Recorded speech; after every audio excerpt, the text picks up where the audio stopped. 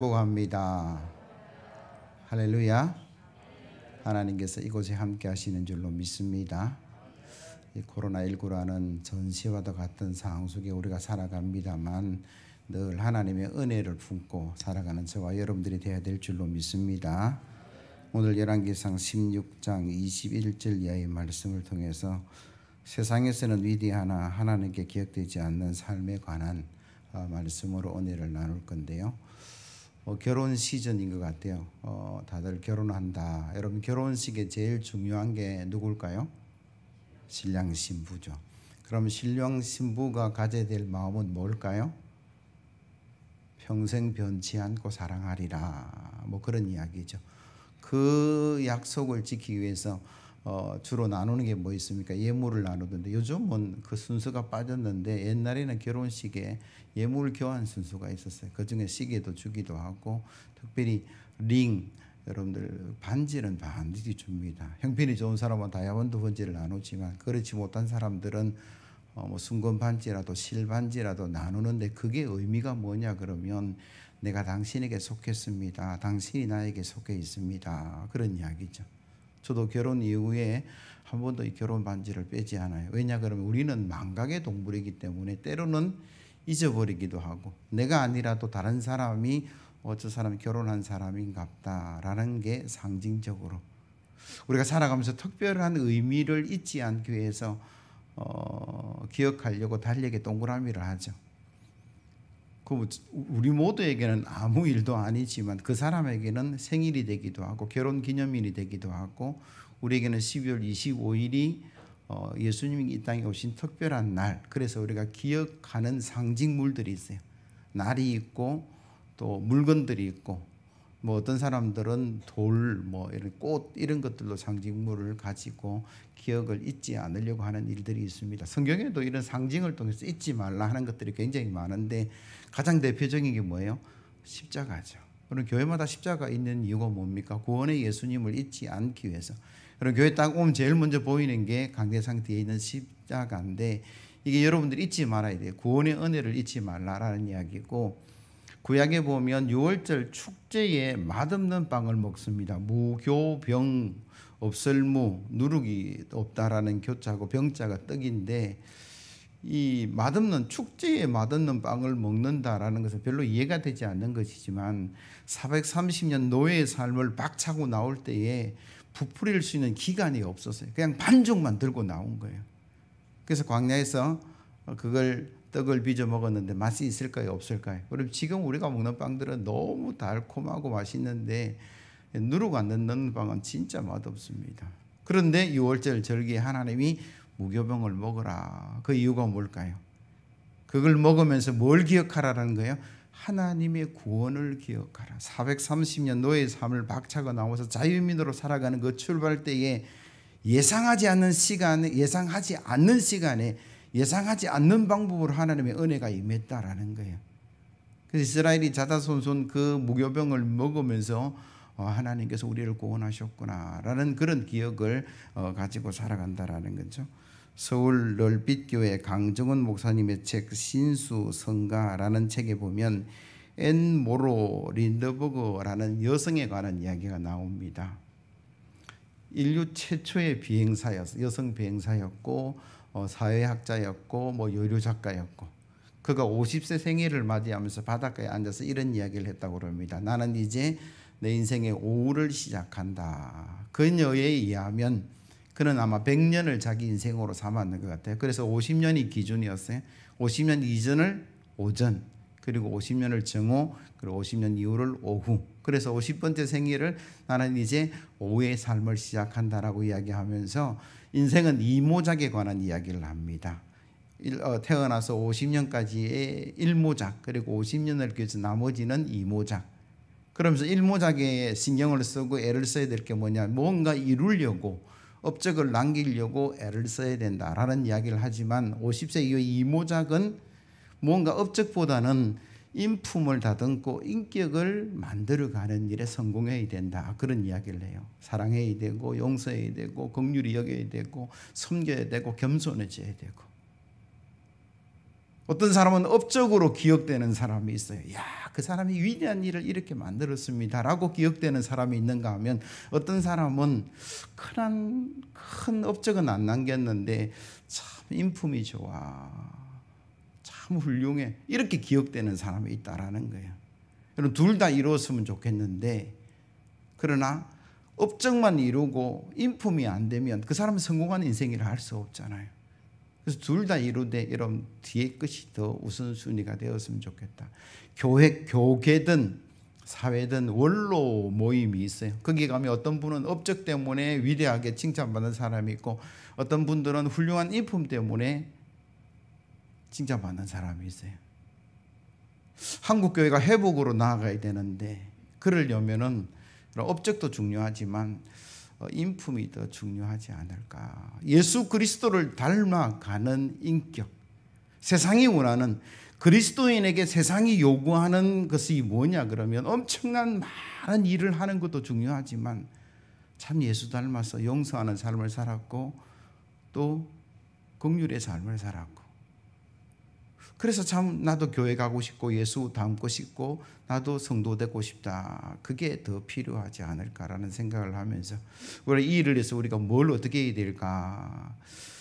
욕심을 좀 내려놓았으면 좋겠다라는 생각이 돼요. 욕심, 탐심, 그게 예수님 닮아갈 수 있는 기본입니다. 왜냐 그러면 이 욕심이라는 게, 탐심이라는 게 늘 갈등을 일으키고 분열을 일으키고 싸움을 일으키는 것이고 하나님께서 기뻐하지 않는다, 그렇게 성경은 말씀하시는데, 오늘 본문으로 돌아가서 21절 22절 말씀을 보시면요, 그때 이스라엘 백성이 둘로 나누어 그 절반은 기나스의 아들 디므니를 따라 그를 왕으로 삼으려 하고, 그 절반은 오므리를 따랐더니 오므리를 따른 백성이 기나스의 아들 디브니를 따른 백성을 이긴지라 디브니가 죽음에 오므리가 왕이 되니라.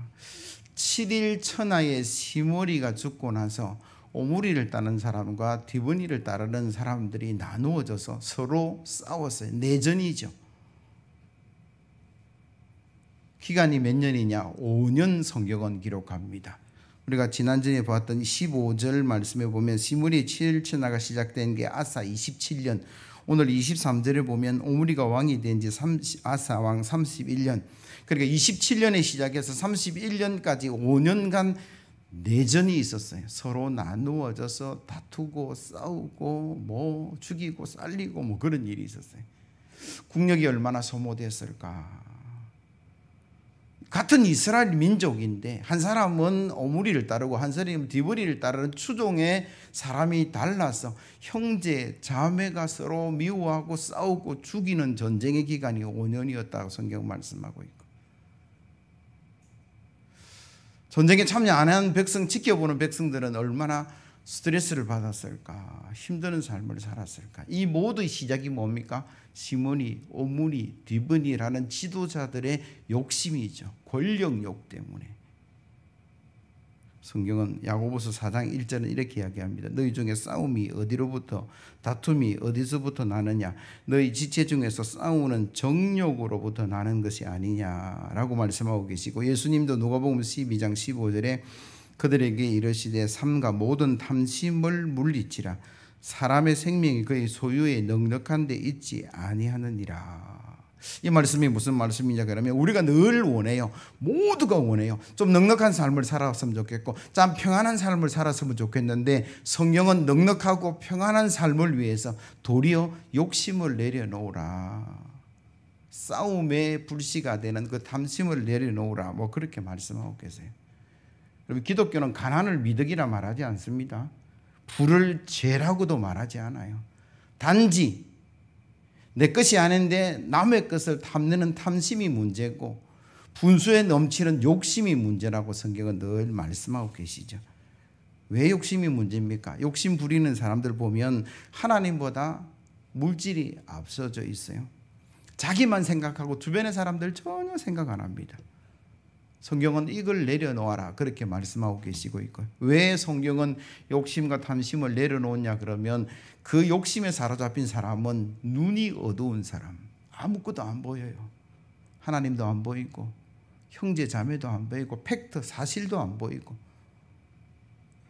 가장 욕심만 부리고 살아가는 삶이, 주변의 사람을 전혀 보지 못해. 그래서 성경은 내려놓으라고 이야기하고, 야고보서 1장 14절 이하에는 욕심이 죄를 낳고 사망에 이르게 한다. 오직 각 사람이 시험을 받는 것은 자기의 욕심에 끌려 미혹됨이니 욕심이 잉태한즉 죄를 낳고 죄가 장성한즉 사망을 낳으니라. 심지어 골로새서 3장 5절에는요, 탐심이 우상숭배라까지 말씀하고 계세요. 그러므로 땅에 있는 지체를 죽이라. 곧 음란과 부정과 사욕과 악한 정욕과 탐심이니 탐심은 우상숭배니라. 하나님이 가장 싫어하는 게 우상숭배인데, 이 탐심이 뭐냐 그러면 돈과 명예를 하나님 자리에 올려놓는 거예요. 우상으로 만들어 버리는 거죠. 결국 욕심, 탐심을 쫓아가는 인생은 망할 수밖에 없습니다. 아간의 세계가 그랬어요. 가룟 유다의 삶이 그렇게 끝이 났다라고 성경은 말씀합니다. 이처럼 탐심은 우리의 이기심을 살찌우는 악한 바이러스와 같은 제약입니다. 욕심, 탐심, 탐욕의 지배를 받는 사람들의 특징은 끊임없이 더 많이 그렇게 요구하는 방향으로 달려간다라는 거죠. 강남중앙침례교회 피영민 목사님의 글 중에 탐심을 경계하라라는 제목의 글을 소개합니다. 제가 이 근거를 밝히는 것은 제 이야기가 아니고 저는 소개자라는 이야기예요. 가난한 기독 청년 두 사람이 성공을 다짐하면서 평생 하나님께 헌신하고 충성하고 10의 1조를 드리고자 언약을 했습니다. 신학의 시간이 지나서 한 사람은 목사가 되고 한 사람은 사업가가 됐어요. 목사님이야 하나님 나라를 위해서 열심히 충성하고 헌신하고 그렇게 자연적으로 살아갔는데, 이 사업한 청년이 처음에는 하나님께 은혜를 구하려고 헌신도 하고 충성도 하고 몇 푼 되지 않지만 11조도 구별해서 또박또박 잘 드렸어요. 그래서 하나님이 약속대로 축복을 받았습니다. 수억의 매출이 나오고 수십억의 매출이 나오기 시작하니까 마음에 생기는 게 욕심이죠.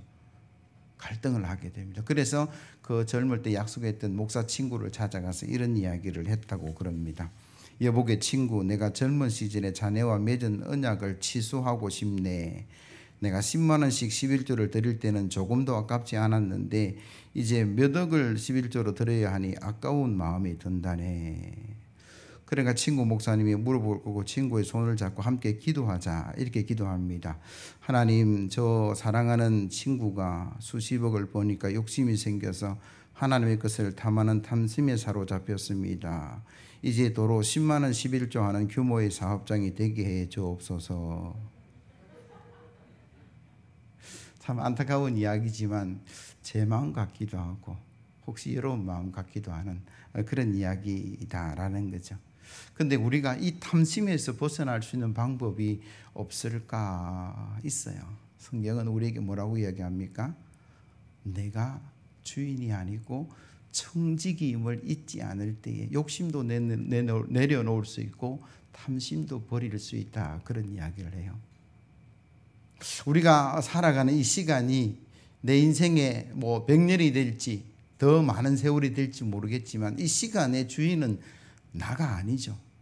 창세기로부터 요한계시록까지 이어지는 그 시간대 위에 하나님께서 나에게 선물로 주신 거죠. 그 시간의 주인은 하나님이세요. 나는 선물을 받아서 누리고 살아갈 뿐이죠. 그게 70년이 되기도 하고 80년이 되기도 하고 100년이 되기도 할 겁니다. 발가벗고 태어나서 여기에 양복 걸치고 양장 걸치고 태어난 사람 아무도 없습니다.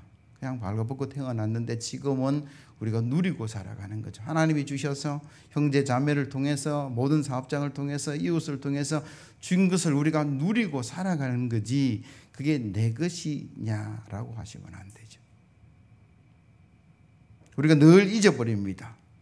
단순히 우리가 예배를 드린다, 아니 시간의 주인이 하나님이라는 걸 인정하는 게 주의를 성수하는 거고, 단순히 11조를 드리는 게 아니에요. 물질의 주인이 하나님입니다라고 고백하는 게 그거죠.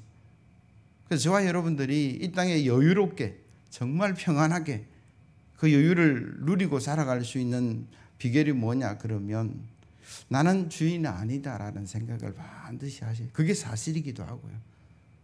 이 땅에 와서 한 100년 하나님 주신 시간과 물질과 생명과 모든 것을 누리다가 오라 하면 갈 수밖에 없는 그래서 내가 주인이 아니고 나는 청지기입니다라는 사실을 잊지 않으면 우리는 욕심도 내려놓고 탐심도 내려놓고 뭐 할 수 있습니까?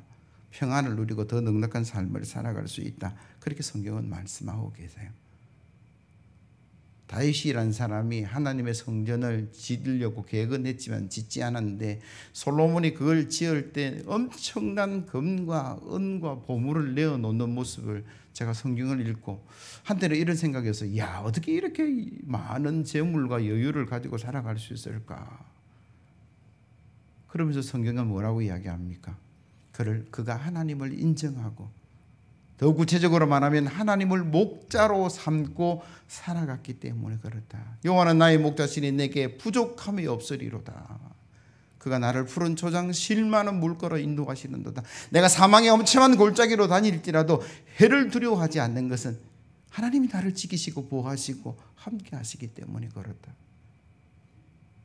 내 물에 기름을 바르시고 내 잔이 넘칩니다. 이 다윗의 고백이 어디부터 출발하냐 그러면 여호와는 나의 목자시니 내가 목자가 아니에요. 내가 주인이 아니에요. 하나님이 나의 목자가 되시니까 나는 하나님의 양이 되니까 그분의 인도하시는 대로 푸른 초장 쉴만한 물고 잔이 넘치고 풍족한 삶을 누려갈 수 있다라고 성경은 말씀하고 계세요.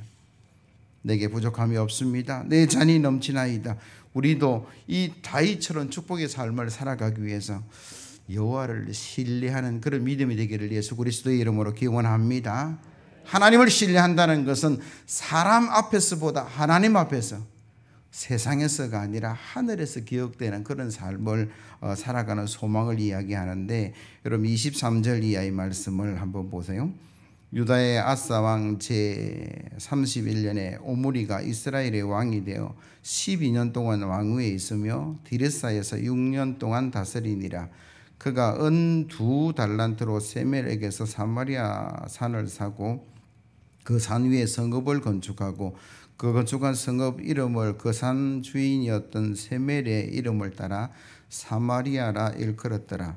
오므리가 여호와 보시기에 악을 행하되 그 전에 모든 사람보다 더욱 악하게 행하여 느밧의 아들 여로보암의 모든 길로 행하며 그가 이스라엘에게 죄를 범하게 한 그 죄 중에 행하여 그들의 헛된 것들로 이스라엘의 하나님 여호와를 노하시게 하였더라.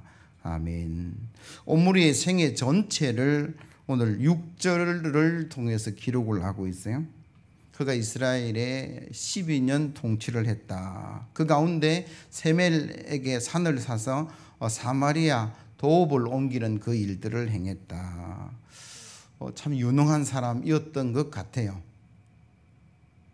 군사적으로 내지는 행정적으로 세계 그 주변의 건동의 세계에서 이름이 떨쳐졌던 사람으로 우리는 알 수 있습니다. 왜냐 그러면 행정적인 면에서 유능하다는 것은 그가 수도를 옮긴 사람이잖아요. 그리고 군사적으로는요, 시므리의 반란을 제압하고 디브니와의 내전에서 승리해서 왕이 되었으니까 군사적인 면에도 유능한 사람이고, 더 나아가서 아수르 사람들이 이스라엘을 그때 당시 칭해서 그 이후에도 이스라엘이라 하지 않고 오므리의 집으로 기록하고 있는 문서들을 통해서 보면 그가 굉장히 유능한 사람이었구나. 그런데 성경은요 뭐라고 기록하고 있습니까? 단 6절밖에 기록하고 있잖아요.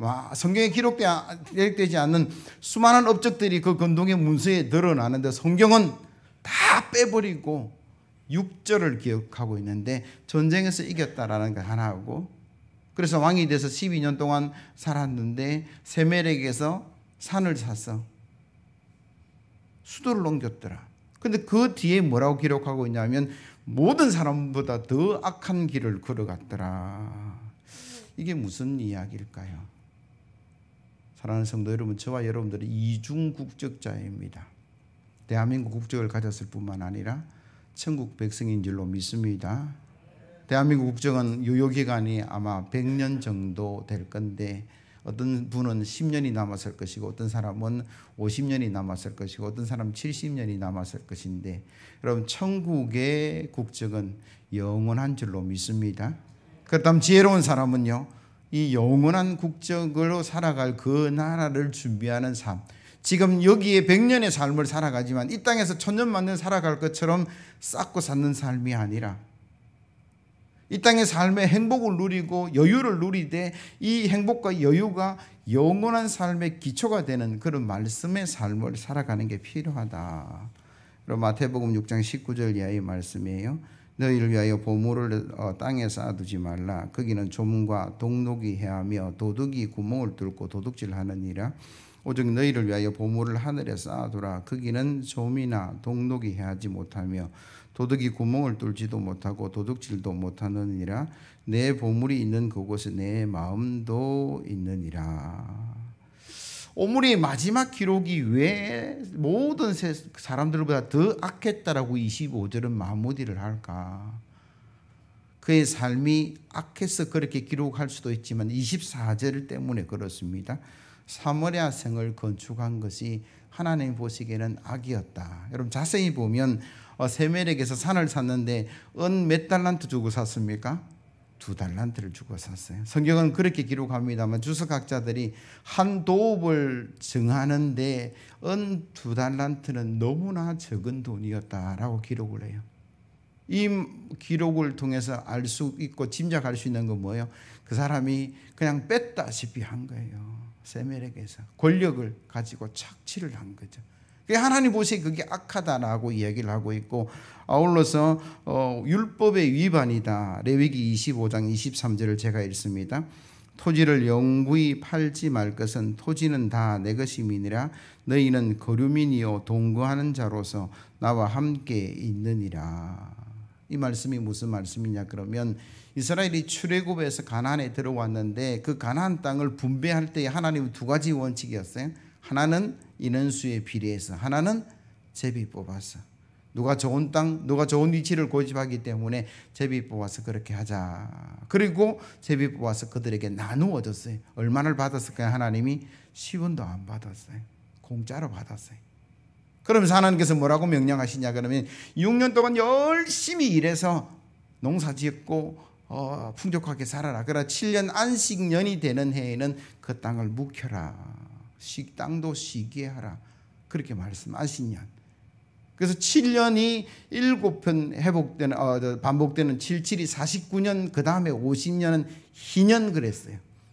어떤 민족은 열심히 농사지어서 풍족한데 어떤 사람은 실패했어요. 그러면 옆에 가서 좀 빌려달라. 빌려주는데 못 갚으니까 토지 받은 거 조금 나누어서 이 사람과 주인이 이양되는, 안 되면 자식도 노예로 가는 일들이 있었는데 49년 다음에 50년은 하나님께서 이렇게 말씀하셨어요. 아까 멘치로 처음에 나누어진 그대로 다시 회복해서 이스라엘 경계가 다시 회복이 됩니다. 왜? 이게 가능한 이유가 뭘까요? 주인이 누구예요? 하나님이시고 받은 것은요 공짜이기 때문에. 그래서 이스라엘의 가장 근본적인 토지는요 매매가 이루어지지 않는 거예요. 매매가 이루어진다. 임시적으로 보관되는 거지 영원한 주인은 없는데, 오늘 오므리가 지은 죄가 뭐예요? 그걸 뺐다시피 해서 자기의 소유로 삼아서 마음대로 했다. 그래서 성경은 뭐라고 이야기합니까? 위대한 역사를 이루었는지는 모르겠지만 하나님은 그걸 기록하고 있지 않다라고 성경은 말씀하고 계시는 거죠. 우리는 늘 기억되기를 원하잖아요. 그것도 위대한 삶이 기억되기를 원하는데, 가능하면 세상이 아니라 사람이 아니라 하나님께서 위대하게 기억되는 그런 삶을 저와 여러분들이 살았으면 좋겠다라는 생각이 들어요. 그거는 다른 것 없어요. 하나님께서 허락하신 말씀에 따라서 나아가는 거죠. 여러분 신약 성경 마태, 마가, 누가, 요한, 사도행전, 로마서, 고린도전서 쭉 가는 요한계시록까지 신약 전체 내용 중에 한 2분의 1가량을 기록되고 기억하는 사람이 누굽니까? 사도 바울과 그에 관련된 사람이죠. 관련된 교회고 관련된 역사고 관련된 이야기. 왜 신약의 성경을 기록한 기자들은 사도 바울과 그에 관한 행적을 이렇게 많이 기록해 놨을까? 후배들이 많이 기억하기를 원할까? 그가 다메섹 도상에서 예수를 만나고 인생이 바뀌었기 때문에 그래요. 위대한 업적을 위해서 살아갔던 사람이 사도 바울이었습니다. 공부를 얼마나 많이 했냐면 서울대 학부 출신 가말리엘 문해생이었고 로마의 시민권을 돈 주고 살 정도로 부유함을 이루었고, 그런데 그렇게 추구했던 사도 바울이 다메섹에서 예수를 만나고 나는 그걸 다 배설물로 여기고 오직 십자가만을 위해서 살아가리라. 그게 관한 기록이 너무 기록할 게 많아서 갈라디아서, 로마서, 고린도 전후서, 에베소 다 그게 기록된 거예요. 하나님이 기억하고자 하는 일들은 이겁니다. 생명을 구하는 그 일에 달려갔던 그 삶을 기록하라, 기억하라. 예수님 삶도 마찬가지잖아요. 예수님이 이 땅에 오셔서 몇 년 사셨습니까? 33년 사셨어요. 짧은 삶을 사셨고 공생에는 3년밖에 안 살았어요. 그런데 그분이 하나님이 인류를 구원하고자 하는 하나님의 뜻을 위해서 내 목숨을 내어놓았습니다 하는 그 삶을 던지니 과거, 현재, 미래 모든 인류가 그를 기억하고 기록하기를 원하는 하나님의 뜻이 거기에 드러난 거예요. 사랑하는 성도 여러분, 저와 여러분들이 남아있는 생애를 어떻게 살아가야 됩니까? 물론 업적도 이루어야 되겠지만 여러분 인품을 갖고 왔으면 좋겠고 세상이 원하는 그리스도의 인격으로 하나님께서 기억하는 그런 삶으로 나아갔으면 좋겠는데 성도들이 원하는 더 넉넉하고 평안한 삶을 위해서 우리는 다툼의 불씨를 내려놓으셔야 돼요. 욕심과 탐심을 내려놓고 그 결과가 그걸 위해서 우리가 청지기라는 사실을 잊지 않았으면 좋겠고 그 청지기는 주일의 말씀에 성경 말씀을 기준해서 살아가서 이 땅에서도 복을 누리고 여러분 하늘의 영원한 생명을 누려가는 저와 여러분들 되기를 예수 그리스도의 이름으로 기원합니다. 찬송가 492장입니다.